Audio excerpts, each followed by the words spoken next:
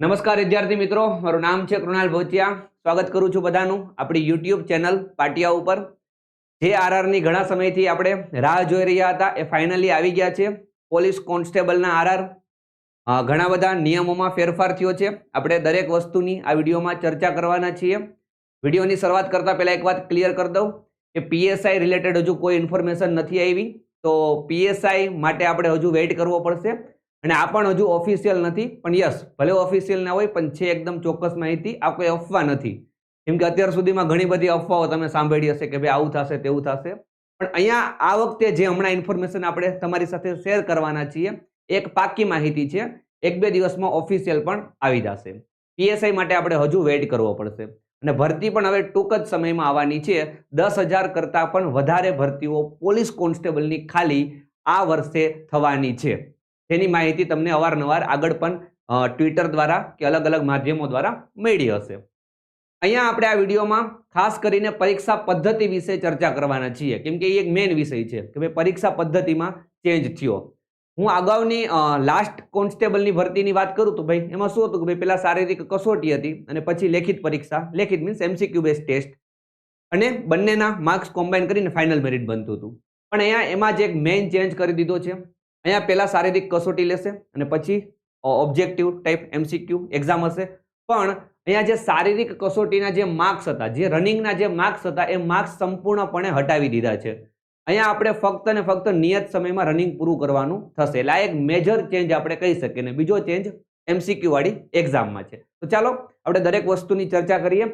ચર્ચા કરતા પહેલા એક વસ્તુ ખાસ કહીશ કે ભાઈ તમે થંબનેલમાં વાંચ્યું હશે કે ભાઈ ગણિત રીઝનિંગ 60 ગુણનું છે અને ગોખણ પટ્ટી વાળાનું આવી બન્યું. એટલે કે જે કાયદો અને જે બધા સબ્જેક્ટ ગોખતા હતા એ હવે બધાએ મેથ્સ રીઝનિંગમાં શિફ્ટ થવું પડશે. એટલે મેન્ડેટરી કરી નાખ્યા છે 2 સબ્જેક્ટ.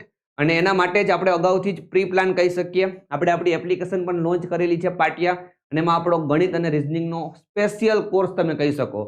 જ્યારે 60 ગુણનું ગણિત રીઝનિંગ પૂછવાનું હોય ને ત્યારે આપણે ગણિત રીઝનિંગનો એક સ્પેશિયલ કોર્સ ભણવો જોઈએ. ઓકે, તો એ કોર્સ તમને આપણી એપ્લિકેશનમાં મળી જશે. તમે પણ કોર્સ પરચેસ કરવા માંગતા હોવ તો તમે મને આ નંબર ઉપર કરી શકો છો મેસેજ. વોટ્સએપમાં મેસેજ તમે કરી દેજો 7016421989. 12 મહિનાના કોર્સની ફીસ 3,000 છે, પણ હાલમાં તમને 2,000માં પડશે. ડિસ્કાઉન્ટ ચાલે છે. તમારે સેપરેટ સબ્જેક્ટ લેવો હોય તો પણ મળી જશે. તમારે 6 મહિનાનું સબસ્ક્રિપ્શન લેવું છે તો પણ મળી જશે. 6 જેટલા કોર્સ આપણી એપ્લિકેશનમાં છે. નીચે ડિસ્ક્રિપ્શનમાં એપ્લિકેશનની લિંક આપેલી છે. એક વખત તમે ડેમો લેક્ચર જુઓ. કેમ કે પોલીસ કોન્સ્ટેબલ અને પીએસઆઈ, ખાસ કરીને હું કોન્સ્ટેબલની વાત કરું તો ભાઈ કોન્સ્ટેબલમાં 12 પાસના વિદ્યાર્થીઓ હશે. એક વખત હું ક્લિયર કરી દઉં કે ભાઈ ક્વોલિફિકેશન 12 પાસ જ રહેવાનું છે. 12 પાસના વિદ્યાર્થીઓને ગણિત રીઝનિંગ શીખવું હોય તો એકદમ બેઝિકથી શીખવું પડે. તો એ બેઝિકથી આપણે આપણી એપ્લિકેશનમાં શીખવ્યું છે. જેથી કોઈ વિદ્યાર્થી ફર્સ્ટ ટાઈમ એક્ઝામ આપશે ને તો એમને મેથ્સ રીઝનિંગ આપણા વિડીયો જોઈને સમજાશે અને એ પણ એક સારો સ્કોર કરી શકશે. ઓકે, તો બિલકુલ તમે એપ્લિકેશન નીચે લિંક ઉપરથી ડાઉનલોડ કરો ને ડેમો લેક્ચર જુઓ, પછી જ તમે ડિસાઇડ કરો. હું એમ કહું છું કે તમે મારા ડેમો લેક્ચર જોઈને ડિસાઇડ ના કરો. તમે 5 જણ બીજી એપ્લિકેશન ડાઉનલોડ કરો ને બધાને ડેમો લેક્ચર જુઓ. જો તમને આપણું ગમે, આપણું સારું લાગે તો જ તમે 2,000 રૂપિયા ફીસ ભરજો. 1 વર્ષનું સબસ્ક્રિપ્શન લેજો, કેમ કે ભરતીને 1 વર્ષ તો થઈ જ જશે. 2024 તમે માની લ્યો. ઓકે, તો 1 વર્ષનું સબસ્ક્રિપ્શન તમે કરજો. પણ હું ચોક્કસપણે તમને કહું છું કે ભાઈ આ કોર્સ તમને કોન્સ્ટેબલની એક્ઝામમાં કે પીએસઆઈની એક્ઝામમાં ઉપયોગી નીવડશે, ઉપયોગી સાબિત થશે. ચાલો હવે આપણે આગળ પદ્ધતિની વાત કરીએ, જે કંઈ પણ ચેન્જ થયા છે એની. તો લોકરક્ષકના વિવિધ સંવર્ગોની સંયુક્ત સીધી ભરતી પરીક્ષા પદ્ધતિમાં ફેરફાર. લોકરક્ષક ભરતી અંતર્ગત લેવાતી શારીરિક કસોટીમાં હવે દોડ ફક્ત નિયત સમયમાં પાસ કરવાની રહેશે. અહીંયા આપણે એવું કીધું કે ભાઈ દોડ ખાલી નિયત સમય, એટલે કે જે કંઈ પણ આપણે હું આગળ બતાવીશ, જે કંઈ પણ મેલ અને ફિમેલનો સમયગાળો છે એમાં પાસ કરવાની રહેશે. તેના કોઈ ગુણ આપવાના રહેશે નહીં. મતલબ કે ભાઈ 20 મિનિટની અંદર કમ્પ્લીટ કરો તો ભાઈ 25માંથી 25 ગુણ, એવું હવે કોઈને મળશે નહીં. જો કે એ બરાબર કર્યું છે, એ કાઢવું જ જોઈએ ગુણ. કેમ કે યાર શારીરિક કસોટી છે એના ગુણ ન હોવા જોઈએ, કેમ કે દરેક વ્યક્તિ છે એ શારીરિક રીતે ફિટ એવો જ હોય એવું જરૂરી નથી. ઓકે, તો આ વસ્તુ બધા માટે ઇક્વલ કરી એ એક બહુ સારી વાત છે. ચાલો, એ અમુક વિદ્યાર્થીઓને સારું નહીં લાગ્યું હોય કે જેનું રનિંગ 20 મિનિટથી નીચે પૂરું થતું હતું, પણ એવા વિદ્યાર્થીઓ માટે પણ હવે બીજો કોઈ રૂલ નથી. દરેકને હવે ભલે 25 મિનિટમાં પૂરું કરો, 24 મિનિટમાં પૂરું કરો, પૂરું કરવાનું છે. ઓકે, શારીરિક કસોટીમાં ઉત્તીર્ણ થયેલા તમામ ઉમેદવારો ઓબ્જેક્ટિવ એમસીક્યુ ટેસ્ટમાં ભાગ લઈ શકશે. મીન્સ પહેલા ફિઝિકલ હશે ને પછી આપણી એમસીક્યુ ટેસ્ટ હશે. ઓકે, 100 ગુણની એમસીક્યુ ને બદલે હવે 200 ગુણનું પેપર કરી નાખ્યું અને પાસ થવા માટે ઓછામાં ઓછા 40% ગુણ જરૂરી છે. રાષ્ટ્રીય રક્ષા યુનિવર્સિટી અથવા તો નેશનલ ફોરેન્સિક સાયન્સ યુનિવર્સિટીમાંથી કરેલા કોર્સ માટે વધારાના ગુણ આપવામાં આવશે. હવે આ બંનેમાંથી કોઈ કોર્સ કરેલો હશે તો એનાય વધારાના ગુણ તમને મળશે. એ કોર્સ કેટલી ડ્યુરેશનનો છે એની પ્રમાણે છે, હું તમને આગળ બતાવું. સ્પર્ધાત્મક પરીક્ષાની તૈયારી કરતા રાજ્યના યુવાનો માટે રાજ્ય સરકારે લોકરક્ષકના વિવિધ સંવર્ગોની સંયુક્ત સીધી ભરતીની પરીક્ષા પદ્ધતિમાં મહત્વપૂર્ણ ફેરફાર કર્યા છે, જે અંતર્ગત અગાઉ લોકરક્ષકની ભરતીમાં શારીરિક કસોટી લેવામાં આવતી હતી, તેમાં દોડના ગુણ આપવામાં આવતા હતા. જેના બદલે હવે દોડ ફક્ત નિયત સમયમાં પાસ કરવાની રહેશે, એના ગુણ રહેશે નહીં. અને બીજું એક એમાં શું ચેન્જ કર્યું છે કે ભાઈ ફિઝિકલ ટેસ્ટ નહીં, હું માપદંડ કહું તો એમાં ભાઈ આપણે પેલા વજનને પણ ધ્યાનમાં લીધું હતું, પણ હવે વજન ધ્યાનમાં લેવામાં આવશે નહીં.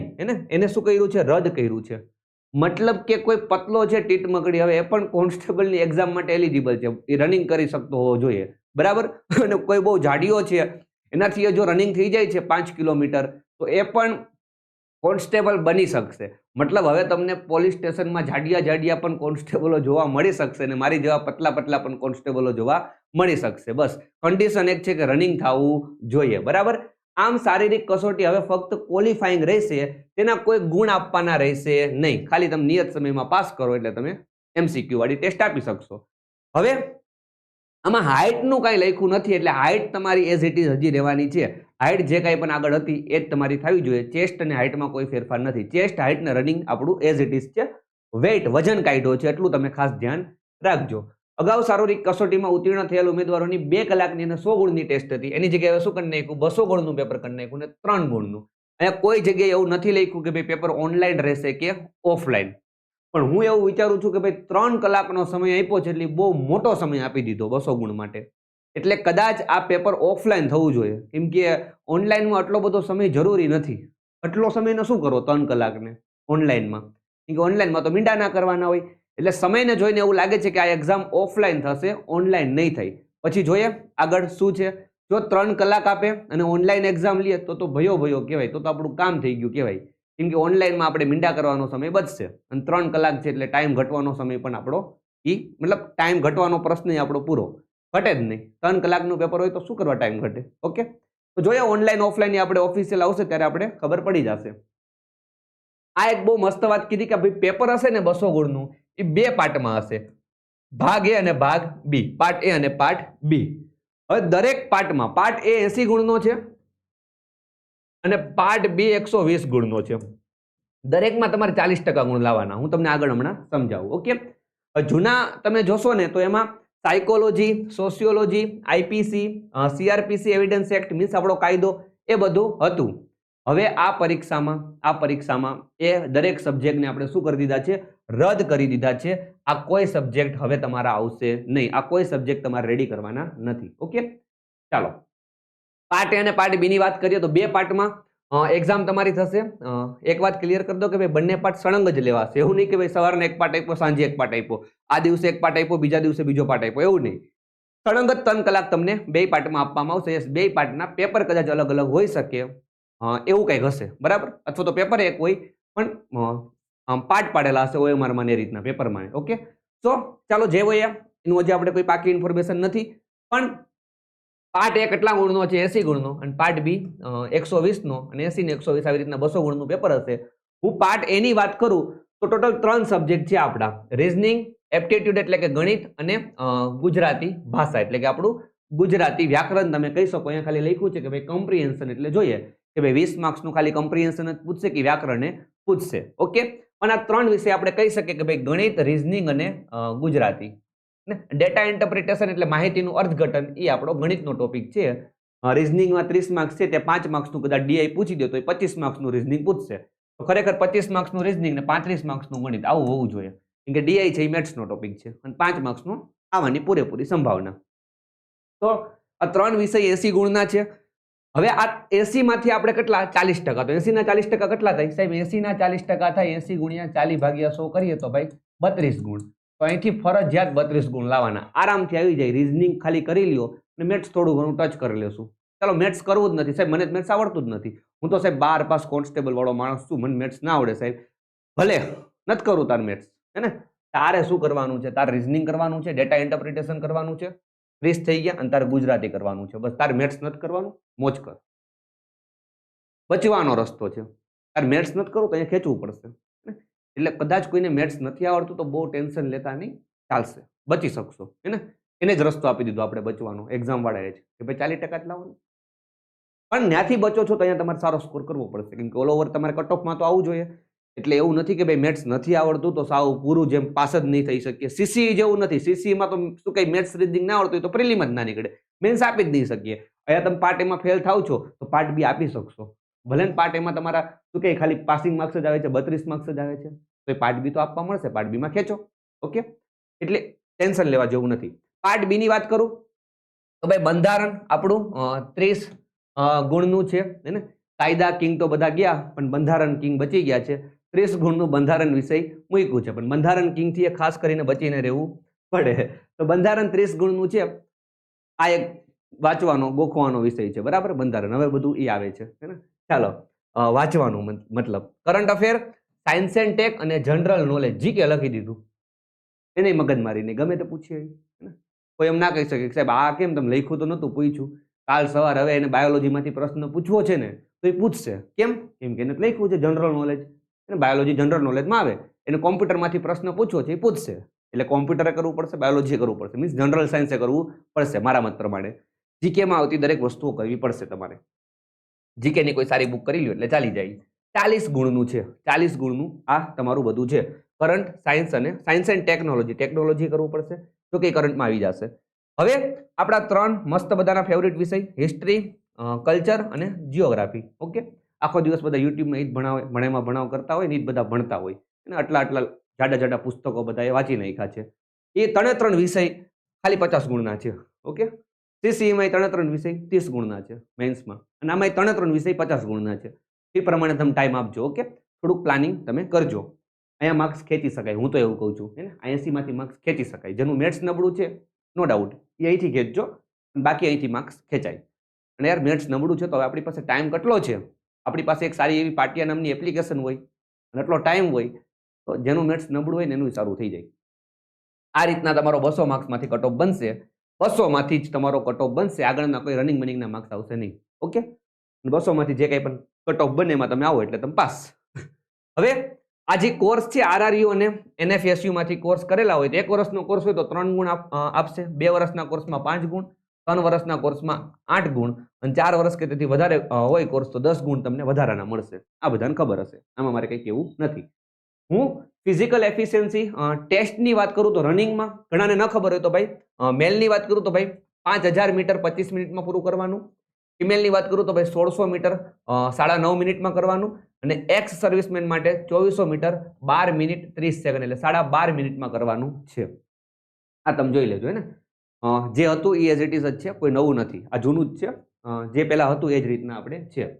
પછી હું હાઇટ અને ચેસ્ટની પણ વાત કરી દઉં તો ભાઈ મેલ માટે તમે જોઈ લો કે ભાઈ હાઇટ આટલી હોવી જોઈએ ડી ફ્લેટેડ ને ઇનફ્લેટેડમાં. ઓકે, અને હું વાત કરી દઉં ફિમેલ માટે તો ફિમેલ માટે શું કહે હાઇટ તમારી આટલી હોવી જોઈએ. ઓકે, હાઇટ અને ચેસ્ટ તમે જોઈ લેજો, ચેસ્ટ આટલી ને હાઇટ આટલી. ઓકે, અને ફિમેલ માટે હાઇટ આટલી. સો આ બધાને ખબર જ હશે. અહીંથી ખાલી વજન કાઢ્યો છે, વેઇટ કાઢ્યો છે. તો આ થોડાક નાના નાના ચેન્જીસ હતા એ મેં તમને કીધા. ફાયદો છે, હું એમ કહું છું પહેલા જે હતું એની કરતાં તો બહુ ફાયદો છે. પહેલા તો ગમે ત્યારે ગમે તે વસ્તુ પૂછી દેતા, ગમે તેટલા માર્ક્સની. હવે એની જગ્યાએ આપણી પાસે એક મસ્ત પેટર્ન છે, સિલેબસ પણ આવશે, આપણે ખબર પડશે કે ભાઈ આપણે કેટલું કરવું. મેથ્સ રીઝનિંગ બધાને ખબર છે કરવું જ પડશે, આની વગર કોઈ ઉદ્ધાર જ નથી તમારો. તો 3000 રૂપિયાનો કોર્સ 2000માં મળતો હોય 1 વર્ષનો તો હું એમ કહું છું કે કંઈ ખોટું નથી, હે ને? કોન્સ્ટેબલની પરીક્ષામાં લાસ્ટ ટાઈમ જે વિદ્યાર્થીઓ રહી ગયા હતા એની માટે ગોલ્ડન ઓપોર્ચ્યુનિટી આવી કહેવાય. આવી ઓપોર્ચ્યુનિટી બધાને ના મળે. તમે બહુ કિસ્મતવાળા છો કે ભાઈ બેક ટુ બેક એક્ઝામ તમારી માટે આવે છે. બાકી 3-4 વર્ષ લાગી જાય એટલી મોટી ભરતી આવતા. હવે આ ભરતીએ જો તમે હવે કોઈ શું કહેવાય ગમે તે જગ્યાએ તમે એવી કોઈ રોંગ ડાયરેક્શનમાં ચાલ્યા ગયા, સમજ પડે છે? કોઈ એવા કોઈના ગાઈડન્સ હેઠળ તમે તૈયારી કરો છો કે જેના ગાઈડન્સ હેઠળ આજે ની ક્યારેય પાસ નહીં થવાય, તો તમે બચજો. 5 વખત વિચારજો, હું એમ કહું, હે ને? હું એમ કહું છું કે તમે એપ્લિકેશન ડાઉનલોડ કરીને 5 વખત વિચારો. તમે સારું લાગે ને તો કોર્સ પરચેસ કરજો, પણ ફાયદો થશે. એટલે હું તમને એટલું વિચારવાનું કહું છું. કે મારી એવી ઈચ્છા છે કે ભાઈ આ વખતે મેક્સિમમ સ્ટુડન્ટ્સ આપણી એપ્લિકેશનમાંથી મેથ્સ રીઝનિંગ ભણીને નોકરીએ લાગે. મેં બેંક એસએસસીની રેલવેની બધી જ પ્રિલિમ એક્ઝામ બધી જ પાસ કરેલી છે. એસએસસીમાં મારે સિલેક્શન પોસ્ટ ફેઝ 8માં ફાઇનલ સિલેક્શન પણ મારું થઈ ગયું હતું. એટલે મને આઈડિયા છે.